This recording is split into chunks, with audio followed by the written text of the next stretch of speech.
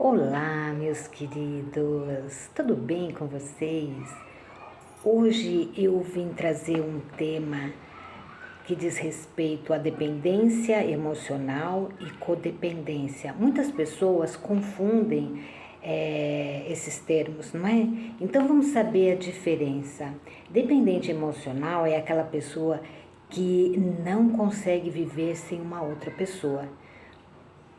Um familiar, pai, mãe, amigos, parceiros, né? Ele não consegue lidar com a sua individualidade, né?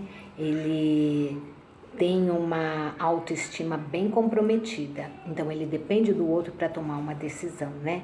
Agora, o codependente emocional é bem diferente. Vocês vão perceber aí durante a nossa fala como as pessoas confundem e achando que codependente é aquele que depende do outro, e não é, né?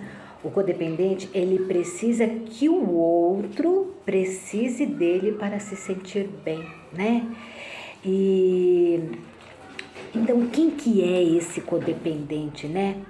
É aquele cuidador compulsivo, tá?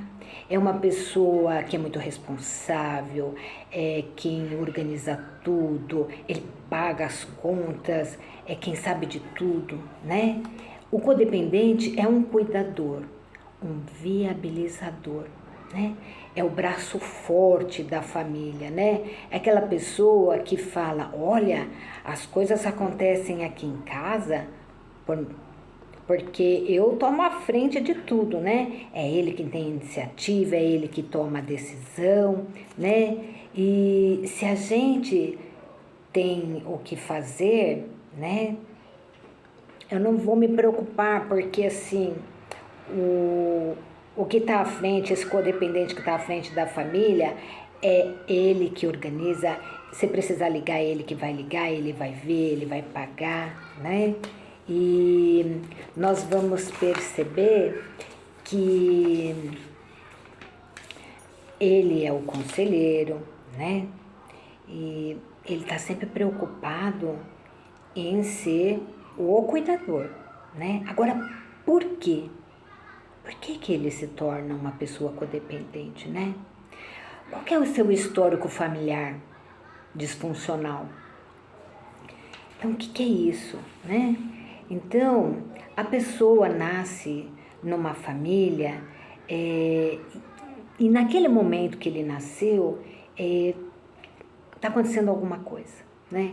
Eu vou dar vários exemplos aqui, mas olha, o leque é extenso, ok?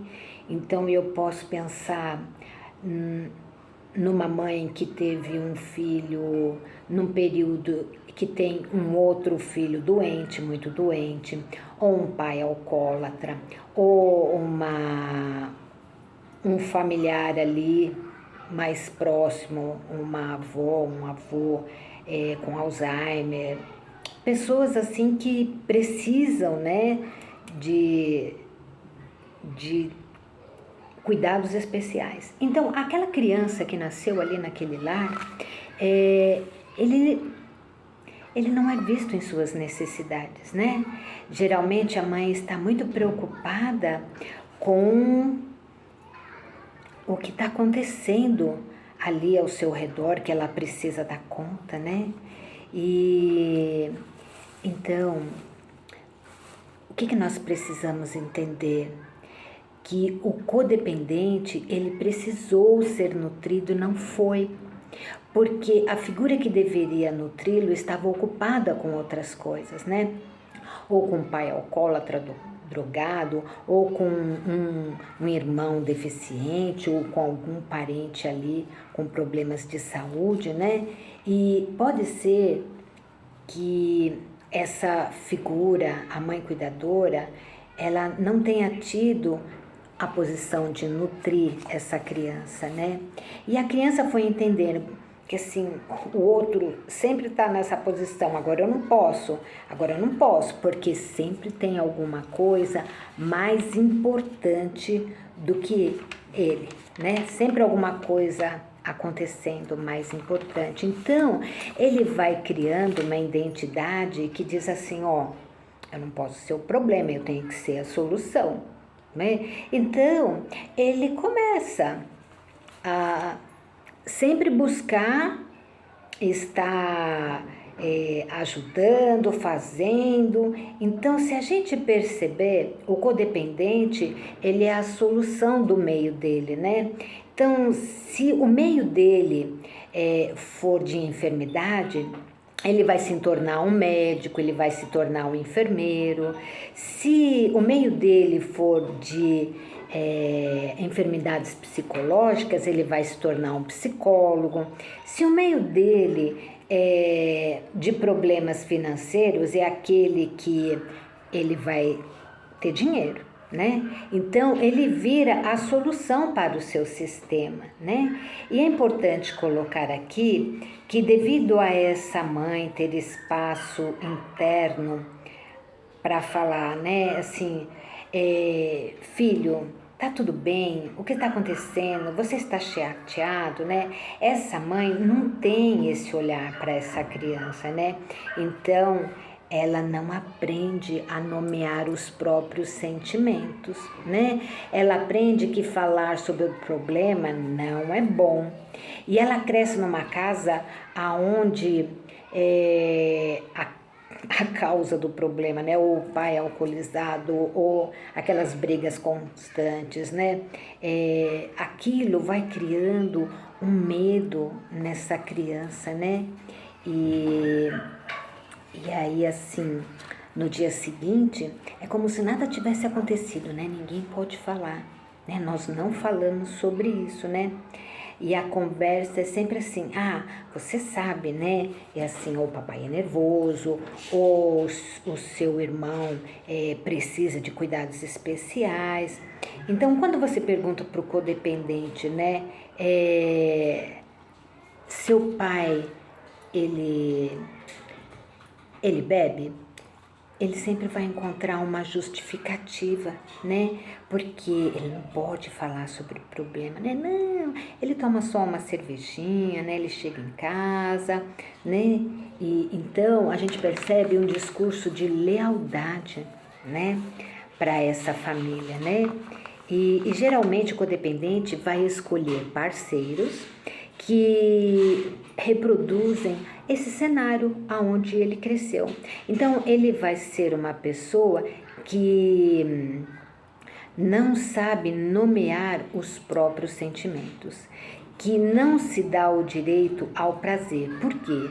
Porque a ideia é que você precisa ajudar. Então, você tem que se preocupar com o outro, não com você. Então, você nunca coloca você em primeiro lugar. Você está sempre procurando colocar o outro em primeiro lugar, fazer o outro feliz. A sua preocupação é essa. Então, você é a pessoa super responsável, né? E aí, ele vai casar, tá? E aí ele escolhe, né, alguém mais leve, uma pessoa que é calma, sorridente, que é divertida, né? Porque ele precisa desse equilíbrio, né? Bom, aí ele casou. Passa um tempo, ele começa a odiar essa pessoa.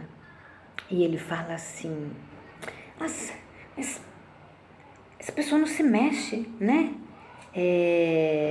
A casa está sempre caindo,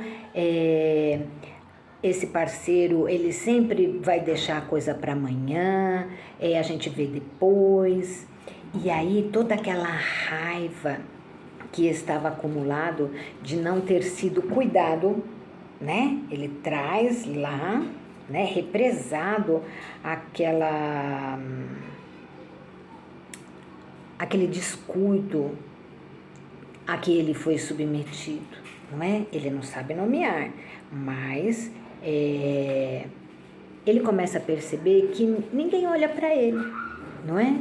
E aí ele, infelizmente, escolhe exatamente o molde daquilo que ele tinha em casa. Por quê? Porque ele precisa continuar cuidando. Afinal, ele passou a vida inteira construindo essa superidentidade daquela pessoa que cuida, não é verdade? Então, todo o seu valor está em cuidar, né? Então, eu vou ser médico, eu vou ser psicólogo, vou ser enfermeiro, advogado. Por quê? Porque são pessoas que ajudam, né? E aí, o que essa pessoa ela desenvolve, né? Ela desenvolve 3 características, né? O salvador da pátria, porque é ele que faz tudo, né? Ou ele desenvolve a característica de vítima, né? Porque se ele não é reconhecido também, ele entra num processo de vitimização, né? Ou se não, ele entra numa posição de algoz, né?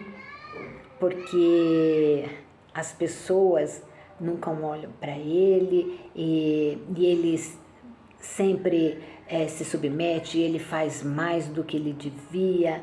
Então, como é que a gente consegue resolver, né, essa questão? É simples? Não, nada simples, né? Aqui a gente só vai dar uma ideia de como eu começo a olhar, né? Se eu me sinto o salvador da pátria, aquele que faz tudo, né? Eu preciso me perguntar qual é o buraco em mim, qual é a minha necessidade que eu estou deixando em segundo plano nesse momento, né? E por quê? Porque eu preciso focar em ser uma pessoa inteira. Eu não posso mais continuar buscando situações e pessoas para cuidar deles e não cuidar de mim, não é? Se eu estou na posição de vítima, qual que é a autorresponsabilidade que eu preciso criar, né? Poxa, depois que eu fiz tudo por você, você me vira as costas, né? Então, eu vou começar a assumir a responsabilidade pelas minhas escolhas. Eu ajudei porque eu quis. Eu não vou mais me colocar naquela assim, ai, puxa, eu faço tudo e aquele indivíduo não reconhece o meu valor, né? E a posição de algoz, né? Eu tenho que olhar para mim e perguntar qual é a frustração que eu tenho dentro de mim.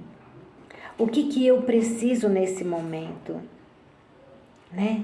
Por que eu preciso descontar em alguém, né? Então, nós precisamos olhar com bastante discernimento essas questões do codependente, né? Nós demos ênfase ao codependente porque é um tema que é muito confundido com dependente emocional, tá bom? E muito grata por este momento, uma excelente semana e até sempre.